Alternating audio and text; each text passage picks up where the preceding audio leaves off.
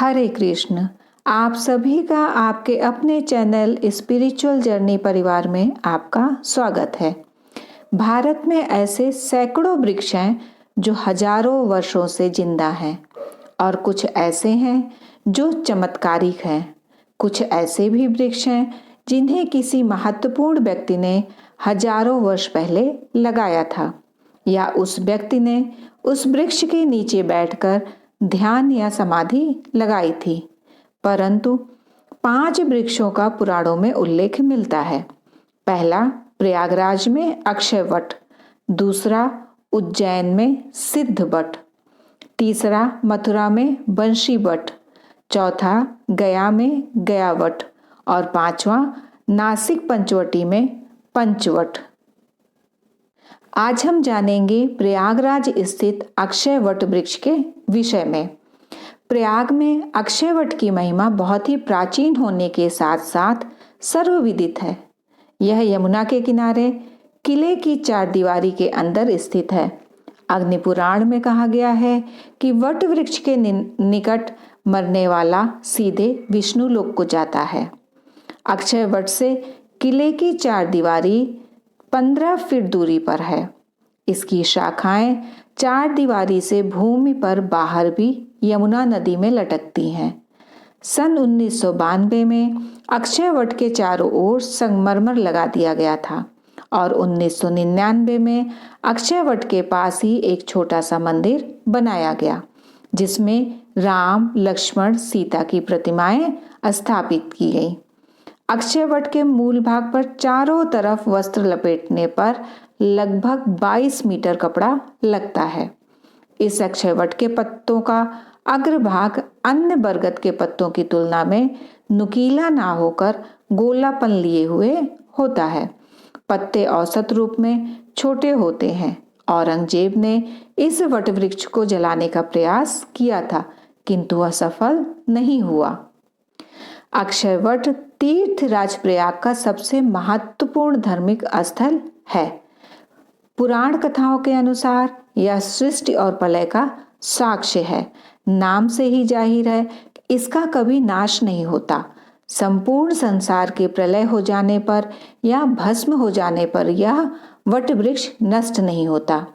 प्रलय काल में जब सारी धरती जल में डूब जाती है तब भी अक्षय वट हरा भरा रहता है। बाल मुकुंद का रूप धारण करके भगवान विष्णु इस बरगद के पत्ते पर शयन करते हैं। पौराणिक मान्यताओं के अनुसार यह पवित्र वृक्ष सृष्टि का परिचायक है। पद्म पुराण में अक्षय वट को तीर्थराज प्रयाग का छत्र कहा गया है। अक्षय वट का धार्मिक महत्व सभी शास्त्र पुराणों में कहा गया है। चीनी यात्री हेन सांग प्रयागराज के संगम तट पर आए थे। उन्होंने अक्षय वट के बारे में लिखा है कि नगर में एक देव मंदिर जिसे पातालपुरी मंदिर है, यह अपनी सजावट और विलक्षण चमत्कारों के लिए प्रसिद्ध है। कहा जाता है कि जो श्रद्धालु इस स्थान पर 1 पैसा चढ़ाता है उसे 1000 स्वर्ण मुद्रा चढ़ाने का फल मिलता है। मंदिर के आंगन में एक विशाल वृक्ष जिसे अक्षय वट है, जिसकी शाखाएं और पत्तियां दूर दूर तक फैली हुई हैं।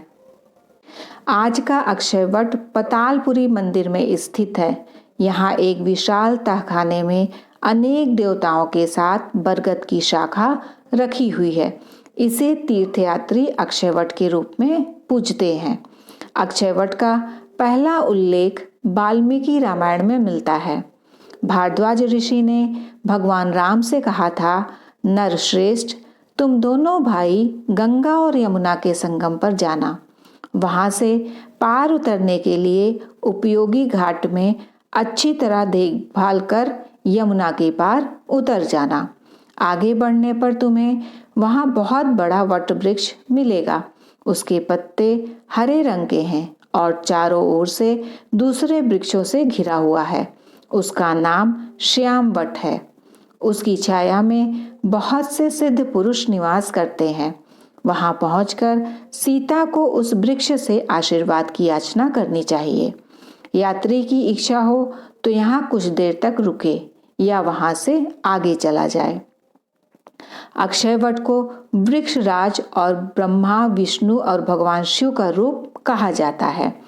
पृथ्वी को बचाने के लिए भगवान ब्रह्मा ने यहाँ पर एक बहुत बड़ा यज्ञ किया था। इस यज्ञ में स्वयं वह पुरोहित, भगवान विष्णु यजमान एवं भगवान शिव उस यज्ञ के देवता बने थे। तब अंत में तीनों देवताओं ने अपनी शक्ति पुंज के द्वारा पृथ्वी के पाप बोझ को हल्का करने के लिए एक वृक्ष उत्पन्न किया। यह एक बरगद का वृक्ष था जिसे आज अक्षयवट के नाम से जाना जाता है। यह आज भी विद्यमान है।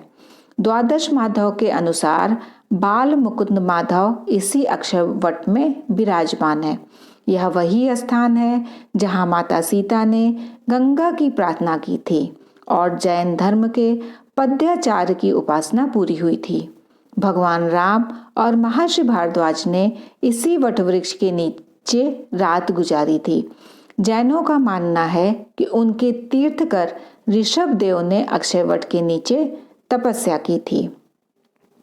पौराणिक और ऐतिहासिक प्रमाणों के अनुसार मुक्ति की इच्छा से श्रद्धालु इस बरगद की ऊंची डालों पर चढ़कर कूद जाते थे।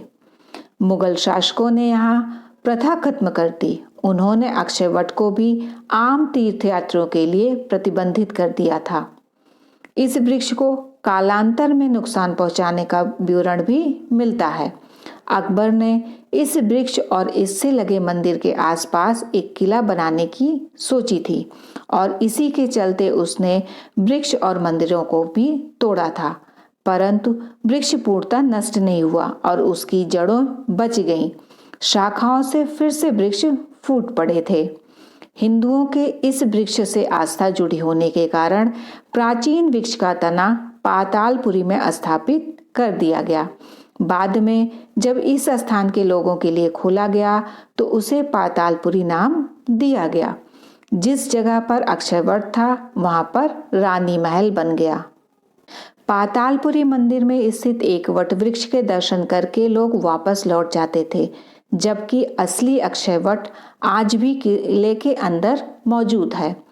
परंतु केंद्र की मोदी सरकार ने वर्ष 2018 में अक्षयवट का दर्शन एवं पूजन सभी के लिए सुलभ करने का फैसला किया, जिसके बाद लोग किले में स्थित अक्षयवट का दर्शन पाने लगे।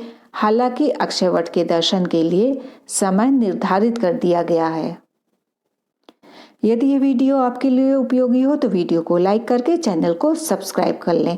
आप और आपके परिवार पर श्री हरि की कृपा सदैव बनी रहे। हरे कृष्ण।